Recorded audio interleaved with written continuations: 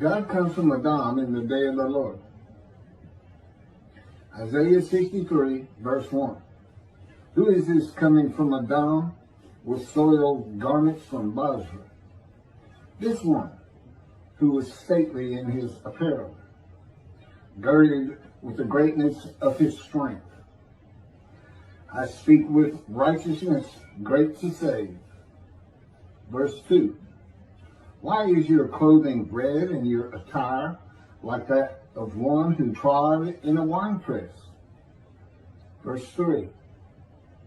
A winepress I trod alone, and from the peoples none was with me, and I trod them with my wrath, and I trampled them with my fury, and their life blood sprinkled on my garments, and all my clothing I soiled. Verse 4. For a day of vengeance was in my heart, and the year of my redemption has arrived. Verse 5. And I looked, and there was no one helping, and I was astounded, and there was no one supporting, and my arm saved for me, and my fury that supported me. Verse 6. And I trod peoples with my wrath, and I intoxicated them with my fury, and I brought their power down to the earth.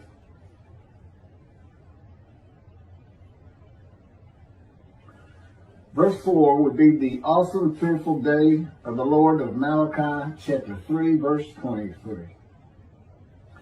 Verses 5 and 6 are if the people of God, the Jewish people, refuse to heed his prophet, and the purpose of Elijah does not prosper, and God comes with utter destruction to the land. If the Jewish people do not believe in God's righteous servant, they will have their glory hurled to the ground. The glory that comes with the return of God to his temple on his holy Mount Zion. When God says, I trample peoples in my anger, he does not do it in his power. He raises up armies against Israel. And he does not do that in his power.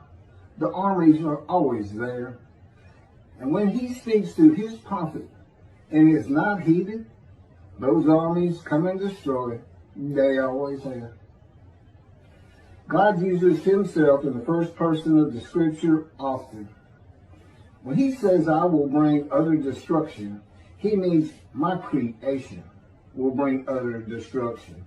The armies will bring utter destruction. God is his creation. That he can do it in his power simply makes the destruction seem more assured of happening. To instill fear of him in his people, if his prophet is not listened to and heeded. The teaching of possible utter destruction when God returns with his messenger Elijah and the angel of the covenant that you desire in the day of the Lord does not fit into the sages and rabbis' era of restoration, redemption, and exaltation, the Messianic age of the Jewish people with peace throughout the world, Judaism as the only religion, and Hebrew the only language. If Elijah's purpose fails, utter destruction to the land occurs as it once did by the Assyrians to the northern kingdom, and by the Babylonians to the southern kingdom, and in all of Israel by the Romans. Today it would be Islam. The day of the Lord begins when the lands of Abraham bloom again after years and years of desolation. And the ruined cities in Jerusalem are rebuilt by the Roman dispersal. When this happens, the time to come for the new covenant has arrived. And that time is today. The land blooms again, and it began in 1948 when the state of Israel was created. It's very simple. God is saying, in Isaiah, when you come back, I'll come back. And he comes with two covenants. Covenant of friendship, which is in two parts, and the new covenant of Jeremiah 31. A covenant of written sin forgiveness that causes Torah to be written on the heart of the Jewish people, and all the Jewish people shall heed him. In Ezekiel chapter 3, verse 14, Ezekiel says, "A spirit seized me and carried me away. I went in bitterness and the fury of my spirit, while the hand of the Lord was strong upon me." Ezekiel was not crushed with disease and did not offer himself for guilt. God just seized him, and he was punished, just as the righteous servant is in Isaiah 53, to make him suitable for God's purpose, and to be one of God's prophets. He was punished with maltreatment, crushed to the ground with bruising in the course of God's power, for 390 days on his left side for the punishment for their sins of the house of Israel, and 40 days on his right side for the punishment of the house of Judah for their sins, with God's chastisement upon him. God explains the purpose of this treatment. But the house of Israel will refuse to listen to you, for they refuse to listen to me. For the whole house of Israel are brazen of forehead and stubborn of heart, that I will make your face as hard as theirs, and your forehead as brazen as theirs. I will make your forehead like adamant shamir, harder than flame. Do not fear them, and do not be dismayed by them, though they are a rebellious breed. That's Ezekiel chapter 3, verses 7 through 9. How will God make Ezekiel suitable for his purpose, making him as hard and brazen as the houses of Israel and Judah? Remove his fear of them and his dismay when they shun him and do not listen to him. Just as with the verses of Isaiah 53, verse 3, Ezekiel was shunned, held of no account, and laughed at, according to Rashi's interpretations. By punishment, chastisement, maltreatment, crushing, and bruising, in the power and words of God, like a boot camp for a cadet Marine or breaking a wild horse, removing his bitterness and the fury of his spirit. It took God at least 430 days to make Ezekiel suitable to be a prophet to the Assyrian, Babylonian exiles, while he was cut off from the land of the living, confined to his house in the cords of God's power, which is part of Isaiah 53, and taught the words God would have him speak to the exiles from the Scripture. God's righteous servant is a Gentile from a Christian country who has to go to a strange country of a foreign language and be taught Hebrew and Judaism to make the many righteous. The Talmud says and associates Esau with Edom and Esau Edom with Rome, then Christian Rome, and today Christianity. And that's where he's coming from. And he wasn't allowed to pass through Edom in the Exodus. Edom wouldn't let the Israelites, Moses, and God and his angel pass through.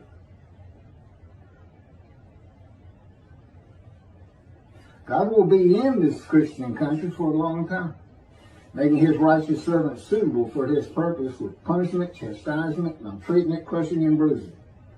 A purpose that might prosper. Ramban was correct in chapter 12, paragraph 2 of the laws concerning King Moshiach as to the arrival of the anointed one before or after Elijah, when he says, all these and similar matters cannot be clearly known by man until they occur, for they are undefined in the words of the prophets. It is the arrival of God's righteous servant that Judaism should have been concerned with all along, and in particular his role as Elijah, who doesn't have a description, but he's in Malachi 3, and he has the same purpose. He's not the man described as Elijah of the Bible, but his purpose is the same: make the many righteous, bring the Jewish families back together, one to the other, being mindful of the teachings God gave Moses, of his laws and commandments for all of Israel. And that follows with Elijah, but no description. But it's the same, and it's the purpose that might prosper. If he's not successful, God comes with utter destruction to the land. Isaiah 53, God has a purpose that might prosper that's not specified. It's to return to his temple, we find in Malachi 3, verse 1. And it might prosper. It's, so the purpose of the righteous servant is the same as the purpose of Elijah. Teaching that Isaiah 53 is the Jewish people prevents this in God's righteous servant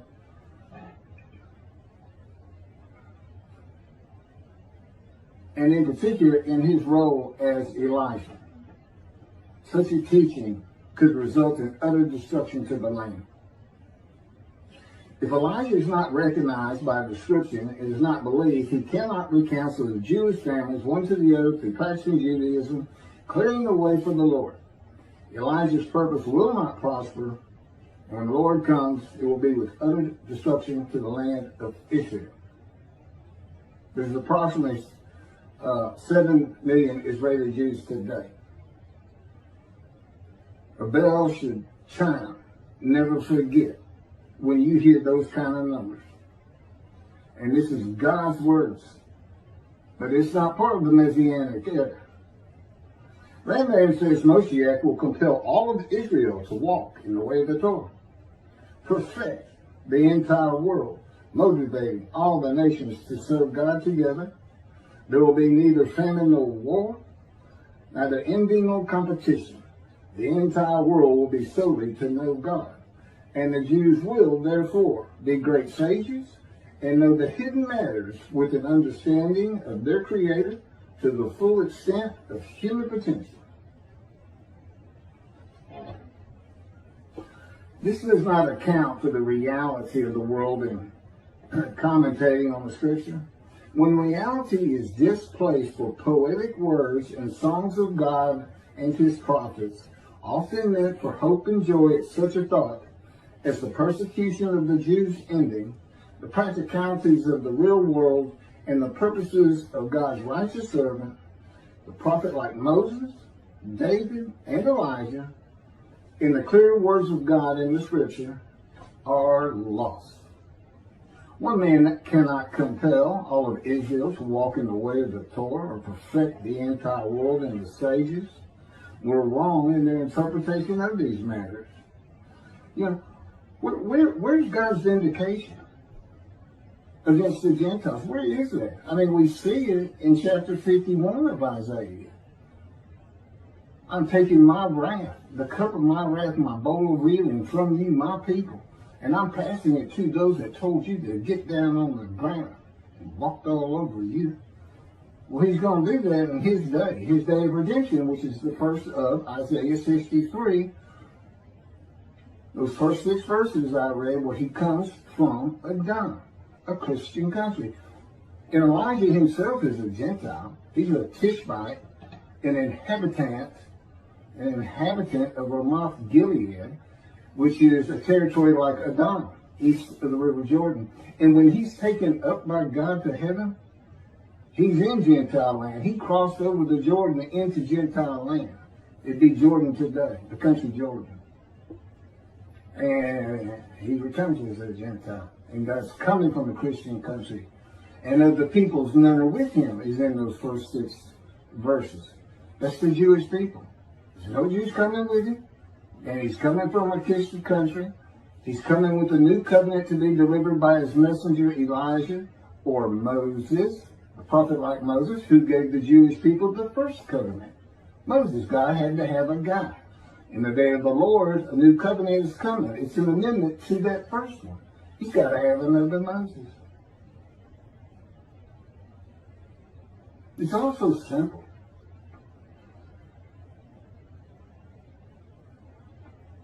Compel all of Israel to walk in the way of Torah or perfect the entire world. I just, it's an impossibility. It still can't be done. You have to ask yourself, okay, well, that's not going to happen. God doesn't work like that. This world's not going to change like that. What is there? Well, you have to read these covenants of friendship. And quite frankly, do the Jewish people want the entire world to be a Jew? Do you want 2 billion Christians and 2 billion Muslims converting to Judaism? I mean, right there you're looking at somewhat like 4 billion to 4 on voting matters at synagogue. And in the words of Rambam, one should not entertain the notion that the King Moshiach must work miracles and wonders and bring about new phenomena within the world, resurrect the dead, or perform other similar deeds. This is definitely not true. Compelling all of Israel to walk in the way of the Torah would be phenomena, miracle, and wonder. Perfecting the world would be beyond that. He says this is going to happen, but it can't happen this way. It can't happen by miracles. Where would we go? You see, in his world that's possible. That's why the rabbis today who are stuck in antiquity, in the dark ages, and they just go with whatever the interpretations were back then. Well, back then, Rambam could have a point. His world was small enough and knowledge was small enough that this made sense. But not today. Not today. There's billions of people on this planet. But that's what the rabbis teach today. As Rambam said in the laws concerning King Moshiach, chapter 12, paragraph 4, if a king will arise from the house of David, who delves deeply into the study of the Torah, and, like David his ancestor, observes its mitzvahs as prescribed by the written law and the oral law, if he will compel all of Israel to walk in the way of the Torah and repair the breaches in its observance, and if he will fight the wars of God, we may, with assurance, consider him Moshiach. If he succeeds in the above, builds the Mikdash, the temple, on its site and gathers in the dispersed remnant of Israel, he is definitely the Moshiach. He will then perfect the entire world, motivating all the nations to serve God together. And it is written, Zephaniah 3:9, I will make the people's pure speech, so that they will all call upon the name of God and serve him with one purpose. The problem is this. Rambam interpreted that, and how he did that, I don't know, as being all the peoples of the earth. Well, it's not. Go read the verse before it. Talk about cherry picking because he wanted to say a particular thing. No, it's the Jewish people. And they do.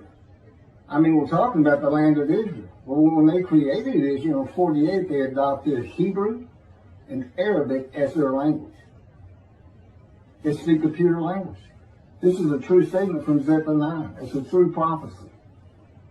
But the world, and from the world speaking Hebrew, you get the world believing the Jews are right about God. You get the world exalting and converting to Judaism. It's just wrong. You know, it's not so much that he was wrong in his time. It's just, it doesn't work now. I mean, it was wrong. But there's an understandability to it. Today, there's not. You know, anybody that reads and thinks the entire world's going to speak Hebrew is just, you know, they need to step outside the box for a little bit. The last paragraph by Rambam is a good example of misreading a verse of scripture and then giving it a meaning never intended, and it becomes common and infallible belief among the rabbis and then those they teach. And it is an example of poetic words and songs of God and his prophets, often meant for hope and joy at such a thought as the persecution of the Jews ending, being construed as something they are not, and applied to the reality of the world.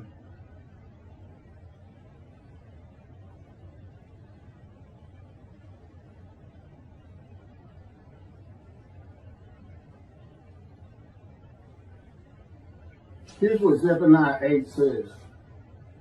This is right before 9, where he says, I'm going to make the people of a pure speech. This is the Lord. But wait for me, says the Lord, for the day when I arise as an accuser. Okay, that's the day of the Lord. When I decide to gather nations, to bring kingdoms together, to pour out my indignation on them, all my blazing anger. Indeed, by the fire of my passion, all the earth shall be consumed. Now, how is that perfecting the nations? How is that bringing peace and harmony among all the countries and peoples of the world? That Moshiach, he's not even Moshiach according to Rambam if that's not done. And that is still taught today. God has tested the world with the Jewish people, and the world failed. The fire of my passion is God's anger at the world and his love of the Jewish people in one metaphor. And the earth being consumed is a poetic way of saying the world will have no meaning to him or his people in the day of the Lord, the Gentiles.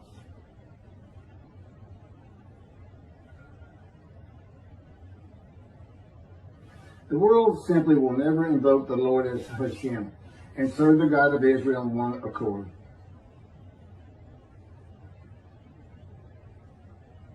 $2 billion or so Christians and 2 billion or so Muslims are not going to wake up one morning and in one accord speak Hebrew and denounce their false gods.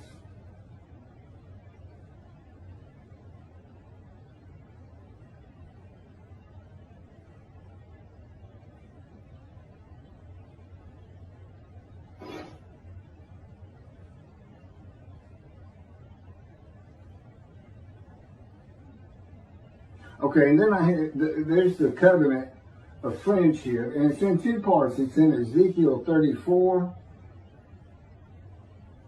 I'm getting to it slowly but surely. It's very long, and it really has a lot to do with the land blooming again. And so he came in early to prepare the righteous servant to be suitable for his purpose. And at the same time, the land's blooming again. Israel has returned, if you read all the different verses in it. And that's Ezekiel 34, verses 23 through 31. And then in chapter 37, you have the rest of the friendship covenant, which is also very interesting, and it includes placing his sanctuary back amongst his people. So he knows it's not there. And he knew it when he had this written in the Hebrew Bible. That's chapter 37, verse 24 through 28 of Ezekiel.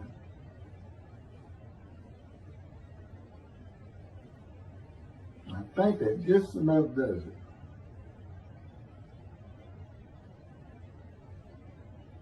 One last thing. The day of the Lord is to complete and fulfill the remaining prophecies of the Hebrew Bible, deliver 2 specific covenants, build the 3rd temple, and God will have his vengeance for vindication against the enemies of the Jewish people.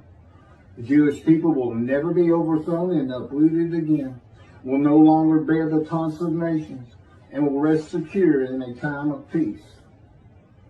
All prophecies fulfilled by one man, who is God's representation, who brings before the Jewish people, by his actions and words, the will of God in the day of the Lord. As Moses did in the Exodus to the promised land. He is God's righteous servant, his messenger of the new covenant, and recounselor of Jewish families, Elijah. He is the anointed one, the shepherd God calls my servant David, and his veritable mouthpiece on earth, and writer of his words, the prophet like Moses. That's what they say about Moses, that he spoke to God face to face, and his one friend to another friend. And I'm going to talk about that on another video. Thank you very much.